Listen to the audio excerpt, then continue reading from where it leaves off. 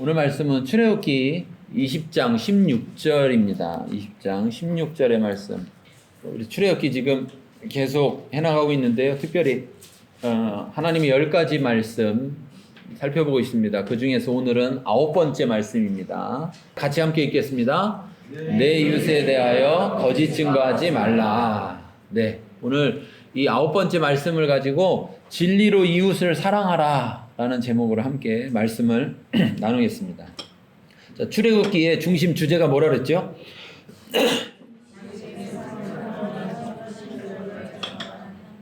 네, 자기 중심 또 세상 중심에서 하나님 중심으로의 전환, 네, 이것이 출애굽기가 이야기하는 중심 주제라고 했습니다. 그것을 위해서 하나님은 이제 하나님 중심으로 살게 하기 위해서 이스라엘 백성을 애굽에서 꺼내셔서 이제 하나님이 예비하신 땅 가나안 땅이라는 곳으로 데려가려고 하십니다. 그리고 그러면서 그곳에 가기 전에 먼저 하나님과 이스라엘 사이에 계약을 맺는 거죠. 그렇죠? 지금 계약을 맺는 거예요. 그 계약을 맺으면서 그래서 하나님은 이스라엘의 하나님이 되시고 이스라엘은 하나님의 백성이 돼서 거룩한 제사장 나라의 역할을 감당하도록 그러한 계약을 맺는 데 있어서 하나님께서 10가지의 말씀을 하신 거예요. 그 10가지 말씀을 우리가 아주 간단하게 표현하면 이 10가지를 어떻게 표현할 수 있다고 그랬습니까? 네. 네. 하나님을 사랑하고 내 이웃을 내 몸처럼 사랑하라. 네. 그러니까 이 10가지 말씀의 핵심은 본질은 뭐냐면 하나님을 사랑하라는 것이고요. 그리고 이웃을 사랑하라라는 것입니다. 그 사랑하라는 전제 속에서 지금 이 10가지의 하나하나의 계명들이 주어지고 있습니다. 특별히 10가지 중에 2가지만 긍정적 표현이고 나머지 8가지는 부정적 표현인데 이 10가지를 다 잘 지키려면 어떻게 하면 된다고 그랬죠? 10가지를 잘 지키려면 10가지를 다 잘 지키면 되죠. 10가지를 다 잘 지키려면 몇 가지만 잘 지키면 된다고요? 2가지만 잘 지키면 된다. 그 2가지가 뭡니까? 그렇죠. 안식일을 기억해서 거룩하게 하라. 그거 한 가지만 잘하면 하나님에 대해서는 나머지 3계명, 첫 번째, 두 번째, 세 번째, 하나님 앞에 다른 신을 두지 말고 우상을 만들지 말고 이름을 망령되이 읽지 말라는 것은 자연히 잘 지키게 되는 것이다. 나머지 이제 6가지 사람에 대한 계명을 잘 지키려면 어떻게 하면 된다고요? 네, 내 부모를 공경하라. 내 부모를 공경하면 부모를 공경하는데 그 공경하는 자가 부모를 공경하기 위해서 어떻게 해야 돼요? 부모를 공경하기 위해서 나가서 막 살인하고 다니면 됩니까? 안 됩니까? 안 되죠. 나가서 간음하고 다니면 돼요? 안 돼요? 안 되죠. 도둑질하고 다니면 되겠습니까? 안 되겠습니까? 안 되겠죠. 부모를 사랑하면 나머지를 잘 지킬 수 있게 된다는 거예요. 결국 안식일을 기억해서 거룩하게 하고 부모를 공경하는 것, 그것이 뭐냐? 바로 하나님을 사랑하고 이웃을 사랑하는 것이다. 이제 그 9번째 말씀, 내 이웃에 대하여 거짓 증거하지 마라. 말진이라. 이 말씀이 의미하는 진정한 의미는 뭘까를 우리가 살펴보려고 합니다. 지금까지 우리가 계속해서 살인하지 말라 그러면 살인하지 말라가 무슨 의미냐? 그냥 뭐 사람 죽이지 말라는 거냐? 도둑질하지 말라, 간음하지 말라면 그게 단순히 간음하지 말고 도둑질하지 말라는 거냐? 라는 것들을 살펴봤어요. 우리가 살펴볼 때 뭐를 알게 됐습니까? 이것은 최소한을 이야기하는 겁니다. 실제적으로 따지면 더 많은 것들을 해야 되는데 그 많은 것을 하기 위해서 최소한 이 선은 지켜야 된다라는 것이죠. 살인하지 말라는 것은 단순히 살인하지 말라는 것이 아니었죠. 그렇죠? 네. 살인하지 말라는 것이 아니었어요. 오히려 다른 사람을 사랑하라는 거죠. 내 목숨을 줘서라도 사랑하라. 그런데 그 다른 사람을 사랑하는 것에 있어서 최소한이 뭐냐? 생명을 존중해야 된다. 지켜야 된다. 그러니까 요거 살인만 안 하면 나는 계명을 지킨 거냐 그것이 아니라 오히려 그 이상이어야 된다라는 것을 살폈어요. 그렇다면 오늘 말씀을 볼 때 자, 내 이웃에 대하여 거짓 증거하지 말지니라 라는 말씀은 그럼 이웃에 대해서 거짓 증거만 안 하면 된다는 얘기냐? 그게 아니라 진정한 의미는 뭐냐? 우리가 살펴보려고 합니다. 같이 읽겠습니다. 하나님께 속한 자는 거짓말하는 자가 되지 말고 진리로 이웃을 사랑하는 자가 되라는 것이다. 네. 하나님께 속한 자는 거짓말하는 자가 되지 말고 진리로 이웃을 사랑하는 자가 되라는 거예요.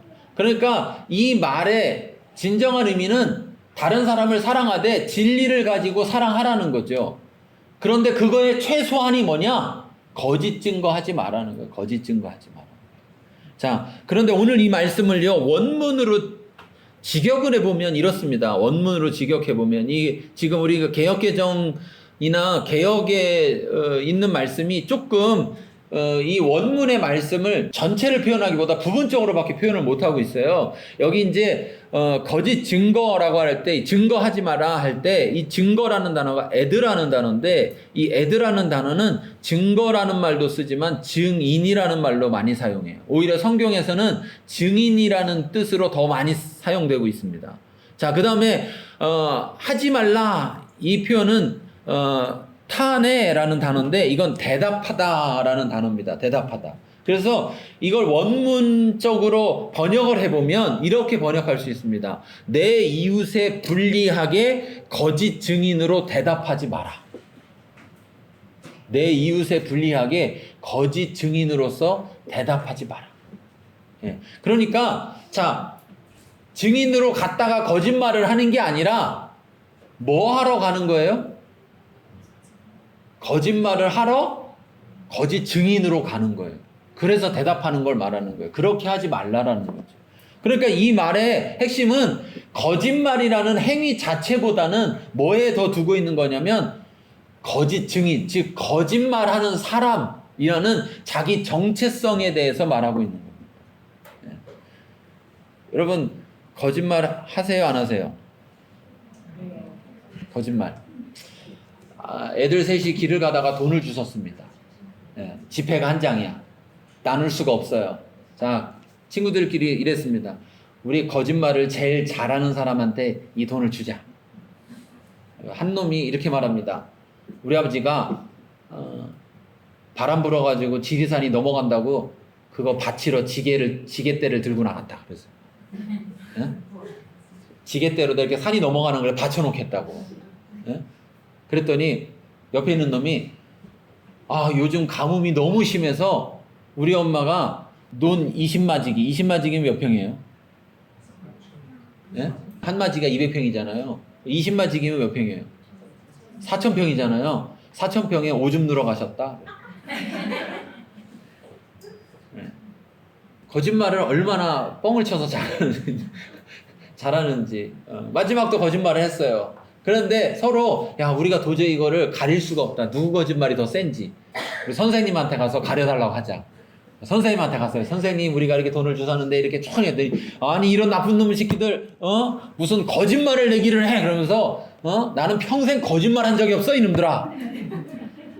그 애들이 졌다. 선생님 같이 있어요.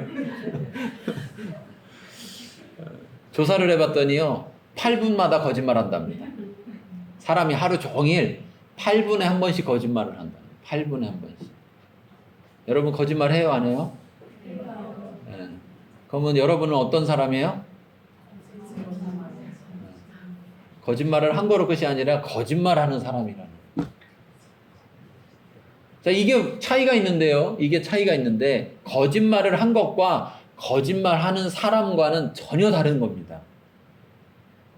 자, 왜 다른 거냐? 거짓말을 했다라는 건 그냥 그 말이 거짓말이라는 거예요. 그런데 거짓말하는 사람이라는 건요, 그 사람이 하는 말이 뭐라는 거예요? 거짓말이라는 거예요. 그러면 자, 이렇게 말합니다. 내가 지금 하는 말 거짓말이다? 이렇게 얘기하면 그 말이 거짓말이에요? 거짓말이 아니에요?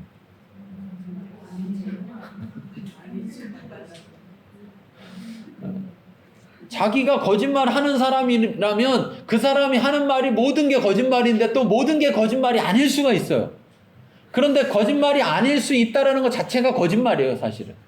왜? 그 사람이 거짓말이니까. 하는 사람이니까. 네.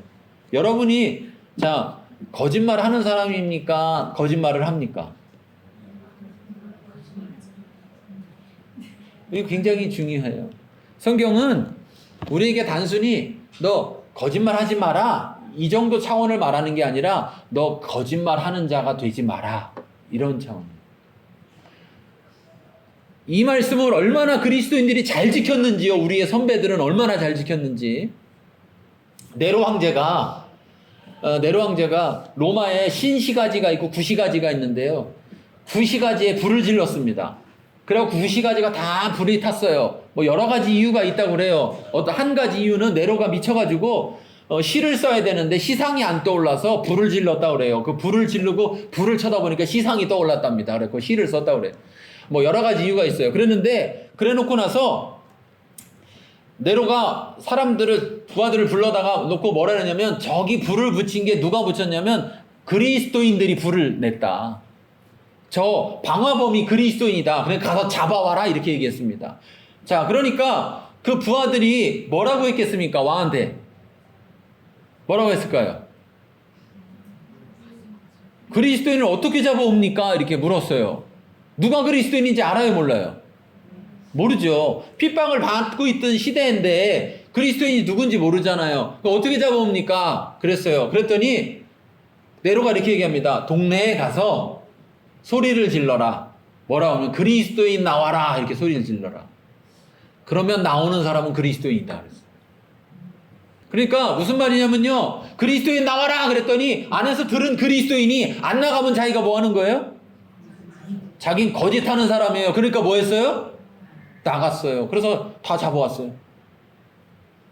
아니 얼마나 잘 지켰으면 거짓말하는 자가 되지 않으려고 거짓하지 않는 존재가 되려고 자기라는 존재가 어떤 존재인지를 분명히 알았기 때문에 그리스도인 나와 그러면 나갔다니까요.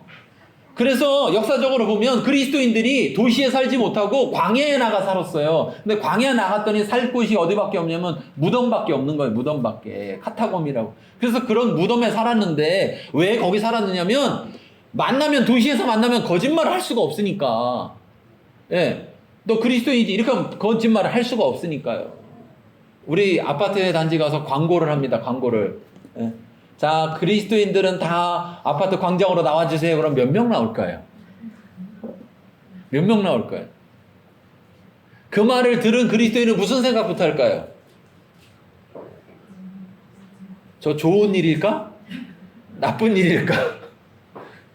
방송한데 전화할 거예요, 아마. 전화 몇 터질 거예요? 전화가 안 될 거예요, 통화가. 전화해서 뭐 물어보려고? 왜 부르는 거예요? 좋은 일이에요? 뭐 나쁜 일이에요? 좋은 일이면 뭐 하려고? 나가려고. 나쁜 일이면요? 그 사람 어떤 사람이에요? 그 사람 거짓말하는 사람. 거짓말하는 사람.